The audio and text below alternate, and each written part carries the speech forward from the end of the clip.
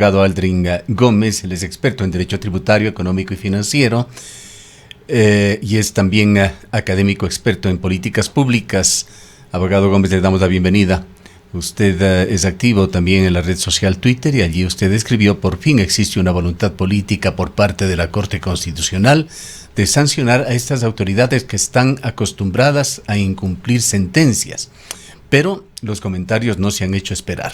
David Rosero, uno de los consejeros destituidos y también candidato, señala que él no ha perdido los derechos políticos y, citando normas, aclara que el artículo 15 de la Ley Orgánica de Servicio Público no aplicaría para cargos de elección popular. Es importante al inicio de este diálogo aclarar este tema. ¿Qué es lo que sucede electoralmente hablando con estos 5 consejeros destituidos que están también como candidatos para la reelección, abogado Gómez? Don Gustavo, muchas gracias. Es un placer estar con usted y con toda la distinguida audiencia de Antena 1. A ver, el señor Rosero tiene parcialmente la razón. Yo le voy a dar la razón en lo que él manifiesta respecto de que no ha perdido sus derechos políticos. Eso es cierto. El efecto de haber sido destituido por la Corte Constitucional no es precisamente la pérdida de derechos políticos. Tanto sigue manteniendo sus derechos políticos que el señor va a poder pugnar en las elecciones. Ahora, lo que sucede es que la Ley Orgánica de Servicio Público establece un impedimento sobreviniente para posesionarse y para ejercer el cargo público. A ver, aquí la Ley Orgánica de Servicio Público es bastante clara. No hace ninguna distinción respecto de si es un cargo o no de elección popular. El artículo 15 solo señala que es un cargo público. Claro, lo que estarían por lo que estarían pugnando en este caso, en el caso preciso del señor David Rosero, es el cargo público a consejero de Participación Ciudadana y Control Social. Entonces, en ese sentido, el señor no ha perdido los derechos políticos, pero no va a poder posesionarse del cargo por esa prohibición expresa que señala el artículo 15.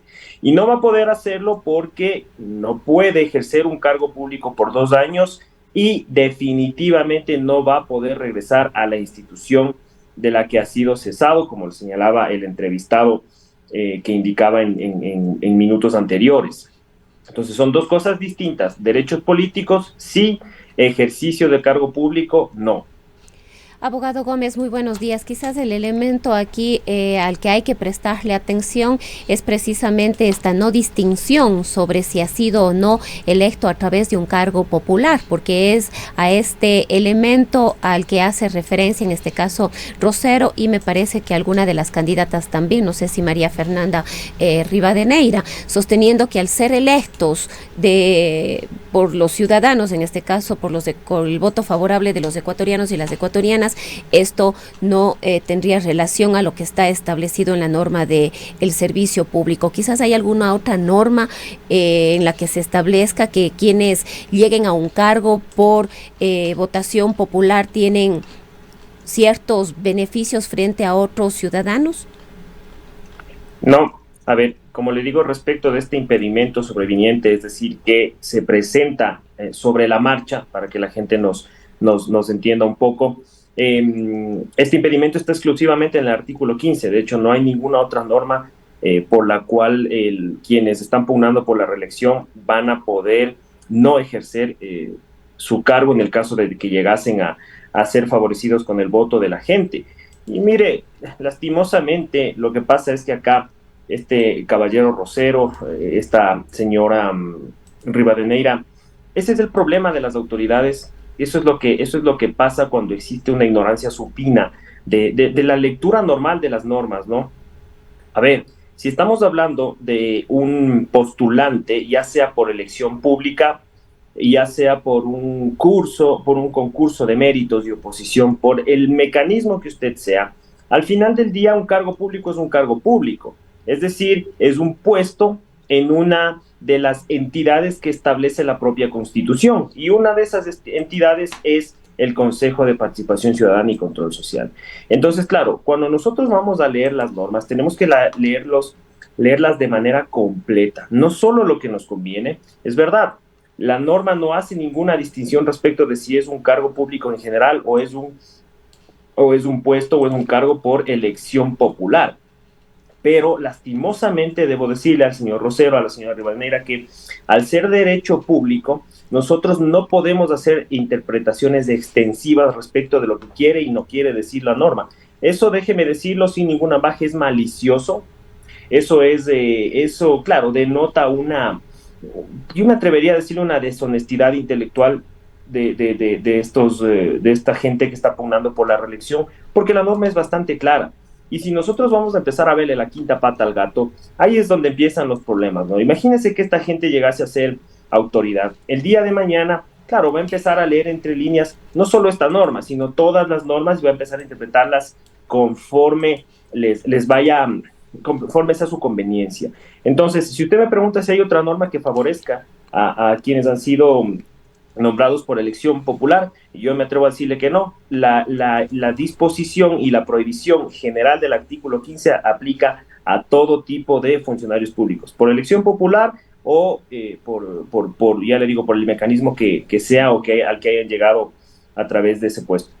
Ahora, como para intentar seguir al mismo ritmo tan problemático del Consejo de Participación Ciudadana y Control Social, cuyos consejeros han sido destituidos, Hernán Ulloa quiere despedirse, pero generando consecuencias, apela a que también los asambleístas sean destituidos. Para esto se refiere a un oficio de la Corte Constitucional del 4 de enero relacionado con derecho a la consulta prelegislativa y el incumplimiento parcial que se habría dado a otra disposición de la Corte para que se remita un informe detallado en 10 días que no habrían cumplido los asambleístas. ¿Hay asidero para este pedido de Hernán Ulloa?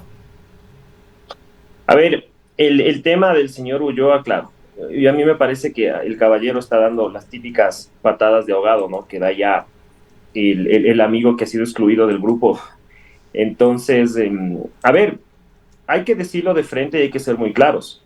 Hay un montón de sentencias que están siendo incumplidas y sí, la Corte Constitucional, si es que ha actuado de esta manera con los consejeros de participación ciudadana y control social, debe actuar de la misma manera con todas las autoridades incumplidas. Yo le voy a hacer presente una salvedad. Existe jurisprudencia, sentencias y criterios de la Corte Constitucional que establecen que no todas las sentencias pueden y deben ser cumplidas por las autoridades conminadas a hacerlo. Y me explico a qué me refiero.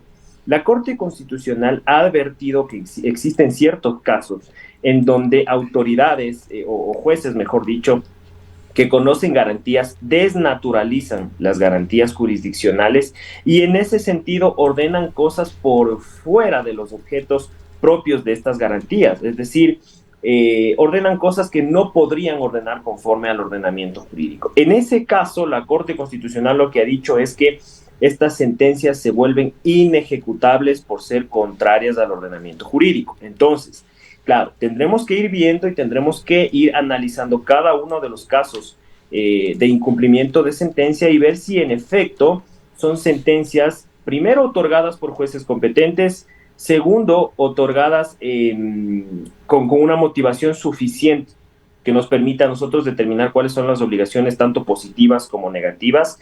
Tercero, que hayan sido acciones de protección presentadas por quienes han sido los afectados. Y como le digo, cuarto, que las órdenes o las decisiones dadas en estas sentencias pues sean conforme a derecho. Y en eso le voy a dar la razón al señor Ulloa. Si es que de llegarse a determinar que ha existido un incumplimiento, pues la Corte debería actuar con la misma dureza, con la misma frontalidad. Yo soy enemigo de las justicias de doble rasero, se lo digo. Y bueno, pues es momento de que la Corte, mire, yo saludo mucho la decisión de destituir a los consejeros, me parece que es una decisión valiente de la Corte Constitucional, pero existen muchas cosas que la Corte todavía nos está debiendo, sobre todo en materia de desnaturalización de garantías jurisdiccionales, precisamente para evitar este tipo de cosas, ¿no?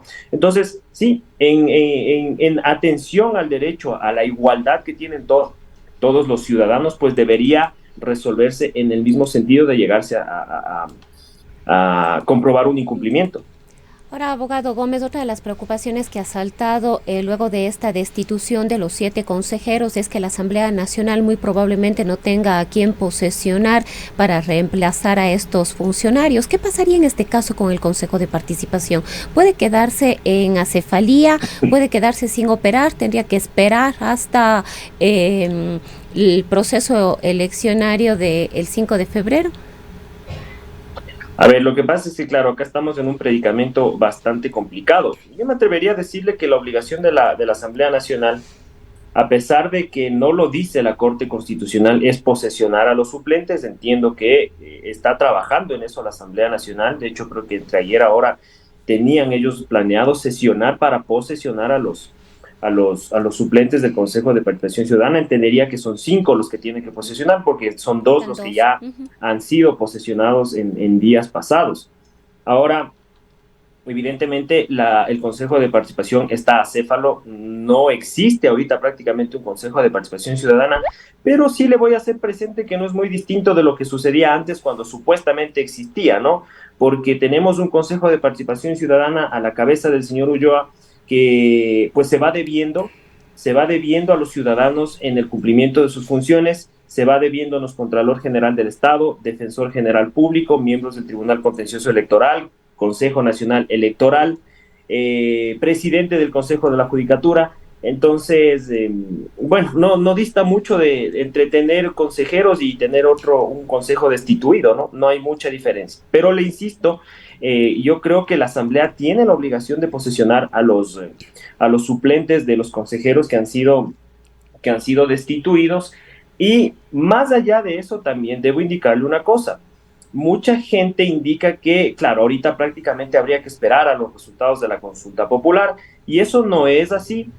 La Asamblea Nacional, ya le indico, tiene la obligación de posesionar a los suplentes sin que la Corte Constitucional lo haya dicho, porque es una de sus funciones establecidas en la Constitución y en la ley.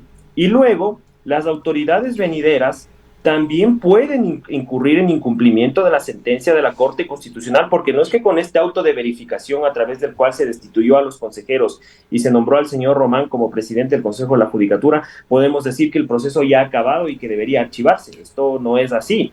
De hecho, el cumplimiento de la decisión todavía está pendiente. Debe nombrarse al presidente del Consejo de la Judicatura.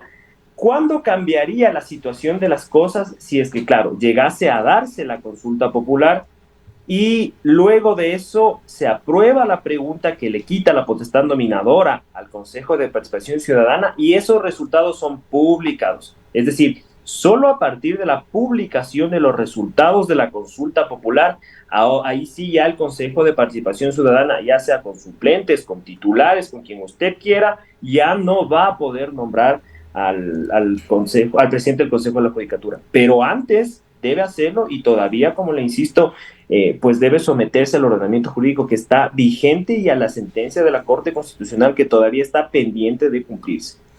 Pasando a otro tema, abogado Gómez, y apelando a su experticia en derecho económico y financiero, quisiera contrastar con usted algunas cifras que se han dado a conocer el día de ayer por parte de distintas instancias del gobierno, el INEC y el propio presidente de la República. Según el INEC, el desempleo está con una cifra bastante baja en Ecuador y con una tendencia a desaparecer, como viene variando en los últimos meses. Se ha reportado una tasa de desempleo de 3,2%, una cifra envidiable. Estados Unidos, para tomar una referencia, tiene una tasa de 3,5%, España una tasa de 12,7%, Ecuador con 3,2%. Ha añadido el INEC además que se han incrementado en 92,000 las plazas de trabajo en el año pasado. El presidente de la República ha ido más allá, ha dicho que en su gobierno se han creado 443,000 empleos. Y para no quedarse en las frías cifras económicas, se cita también por parte del gobierno el índice Gini de bienestar humano, que de alguna manera refleja también la desigualdad, y se señala que ha habido una mejora en Ecuador de 0,493 a 0,466. También estamos en Ecuador, de alguna manera endosa usted estas cifras oficiales que fueron divulgadas ayer. Mire, don Gustavo, yo voy a dudar muchísimo de estas cifras. La verdad, no sé con qué tipo de datos se está haciendo estas cifras. Primero, todavía creo que no han sido publicados los resultados oficiales del censo y en ese sentido, pues debemos ver cuánto ha aumentado la población, ¿no? Eso es primero importante para saber cómo va el desempleo. Si no sabes cuánta gente tienes en el país, difícilmente vas a saber cuánta gente tiene pleno empleo, cuánta gente está en desempleo y más allá de eso también cuánto está ganando en efecto, cómo va el tema del precio de la canasta básica. El tema del coeficiente de Gini sí es un coeficiente bastante importante, de hecho, que nos demuestra a nosotros cómo va la desigualdad, como muy bien usted lo ha dicho. Pero lo que pasa es que las cifras tienen que irse contrastando con la realidad, ¿no? Cuando uno hace este tipo de investigaciones econométricas, siempre tiene que ir contrastando lo que va poniendo en el Excel o en el programa que usted esté, a través del cual usted está procesando los datos con la realidad de los hechos. Entonces, pues yo no creo que estemos a niveles, le soy muy sincero, a niveles de ciertas potencias en materia de desempleo, yo lo dudo mucho.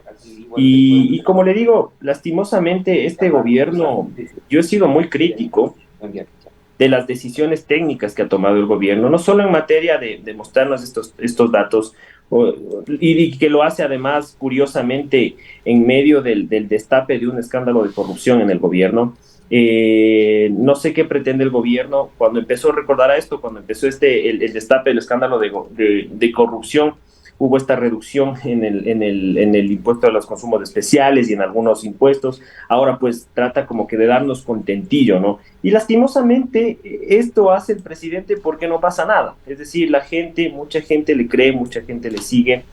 Y acá pues no existe responsabilidad respecto de cuáles son los verdaderos datos que se someten al escrutinio público, ¿no? Yo quisiera ver, y bueno, no he ingresado a la página del INE, pues, pero sí sería bastante importante ver cuál ha sido el método y el mecanismo que han utilizado para arrojar estos datos, porque yo la verdad, pues uno sale a la calle y se fija que no es tan cierto el tema de la desigualdad, uno sale a la calle y se fija que no es tan cierto del desempleo, peor aún se lo digo después de la pandemia, ¿no? Todavía seguimos sufriendo los efectos de la pandemia y todavía, yo me atrevo a decirle, no hemos visto los verdaderos efectos de la pandemia que, pues si mis cálculos no me fallan, pues vendrán en el 2024, ¿no? La gente cree que lo que pasa en la economía mundial es aislado del Ecuador. Nos olvidamos que Estados Unidos está pasando por una inflación, pues no vista siquiera en los últimos 50 años. Hemos visto que Estados Unidos está retirando los impuestos a la gasolina para tratar de controlar la inflación. Y bueno, el anterior año veíamos que curiosamente Amazon despedía 11,000 empleados. Luego resulta que me parece que Google fue por el mismo camino. Hace un par de días veíamos que esta empresa de broadcasting de música, Spotify, despedía a 6,000 empleados. Y bueno, acá seguimos hablando de que estamos en el paraíso, ¿no? Es decir, a la gente se le está mintiendo, no se le está diciendo lo que está pasando en la economía local, peor en la economía mundial. Y bueno, seguimos arrojando estas cifras para que el día de mañana la gente se sienta contenta, y después cuando pasen los verdaderos efectos de la crisis económica, pues ahí vendrán también las justificaciones, cifras, ¿no? Ahí dicho vendrán sea de también, paso, que pues, contrastan mucho también con otros aspectos de la vida de los ecuatorianos, que se los ve, se los palpa de manera muy sensible aquí en el austro del país. Por ejemplo, el fenómeno de la migración. Sabemos que en el 2022 se batió récords de personas que intentaron emigrar a otros países, particularmente Estados Unidos. Se sabe que semanalmente por lo menos un centenar de ecuatorianos están siendo devueltos desde México, deportados desde México a Ecuador, y así por el orden. Es importante contrastar esas realidades con estas cifras que son muy positivas, que las está divulgando el gobierno y el INEC. claro, a ver, es muy buena la apreciación que usted hace y le digo por qué. Porque claro, la tasa de desempleo prácticamente es una medida de cuánta gente está sin pleno empleo. Ahora, claro, si ese universo respecto del cual tú estás midiendo la tasa de desempleo se reduce, naturalmente vas a tener un alza de la tasa de desempleo, ¿no? Es decir, Si la gente que tienes en el país se te va, inmigra, obviamente vas a tener menos desempleados, pero ¿cuál es la razón? Pues porque están emigrando precisamente, porque ese universo respecto del cual tú estás midiendo el desempleo se te reduce. Entonces también digamos eso a la gente, ¿no? Ese tipo de cosas. Pues, y también se señala que el empleo adecuado está en un 36%, es este juego de los términos y las cifras. Exactamente, el empleo, es que una cosa es la tasa de desempleo y otra cosa es el empleo adecuado, como bien usted lo señala. ¿Cómo va el tema de la afiliación al IES? No nos decían hace poco que el IES también está atravesando una crisis financiera porque cada vez existen menos afiliados. ¿Cómo es eso? O sea, me sube, la tasa de desempleo me disminuye, pero el número de afiliados también me disminuye. Entonces, aquí algo no cuadra, ¿no? Ahora yo quisiera, tal vez, abogado Gómez, retomando el tema del Consejo de Participación Ciudadana, pero en el ámbito electoral se ha podido ver, se ha denunciado, se ha observado, especialmente a través de las redes sociales, pero también se ha hecho a través de otros espacios como ruedas de prensa, que los partidos políticos, los movimientos políticos están promocionando a sus candidatos. Hemos podido además ver videos de los candidatos y candidatas al Consejo de Participación Ciudadana, acompañados de sus líderes políticos, utilizando los colores, los eslogans de estos movimientos. Esto está prohibido por la ley, pero vemos que el Consejo Nacional Electoral tampoco se ha pronunciado al respecto. ¿Estas actuaciones podrían tener también algún efecto posterior? Claro, a ver, el Consejo Nacional Electoral, como usted muy bien lo señala, tiene la obligación de verificar que quienes están pugnando por el Consejo de Participación Ciudadana no pertenezcan a ningún partido político. Eso lo dice la Constitución, no solo lo dice el Código de la Democracia. Pero mire, lastimosamente el Consejo Nacional Electoral, y perdónenme que hoy vaya dando a todas las instituciones, pero lastimosamente es así. Ya sabemos quién encabeza el Consejo Nacional Electoral. De igual manera ha sido una autoridad que no solo en este proceso democrático, sino en los anteriores que han estado a su cargo, pues no ha ejercido sus potestades. No sabemos qué tipo de procesos está abriendo para sancionar a esta gente, que inclusive podría llegar a ser impedida de participar en el proceso de elección. Eso lo dice el Código de la Democracia, pero tampoco sabemos cómo va eso, ¿no? Y yo perdone que se lo diga y que sea tan sincero, pero yo creo que eso no va a pasar por parte del Consejo Nacional Electoral.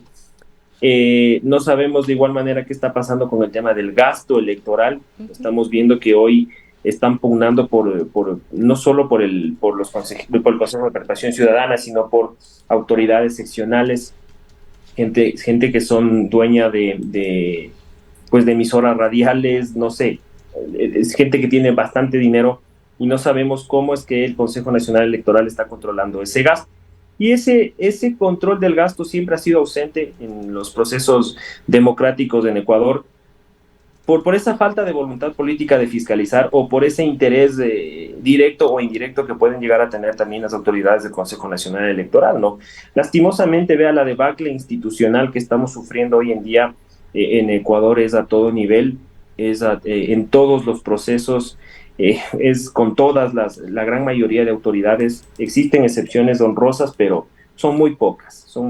Y sí, o sea, para que la gente nos entienda, los candidatos del Consejo de Participación Ciudadana no podrían pertenecer a un partido político. Sin embargo, les vemos saliendo ahí con las camisetitas celestes, las camisetitas amarillas, y diciendo de frente: yo pertenezco a tal partido político. Y lastimosamente el Consejo Nacional Electoral no ha hecho nada cuando debería hacerlo, cuando es su obligación sancionar a esta gente. Bien.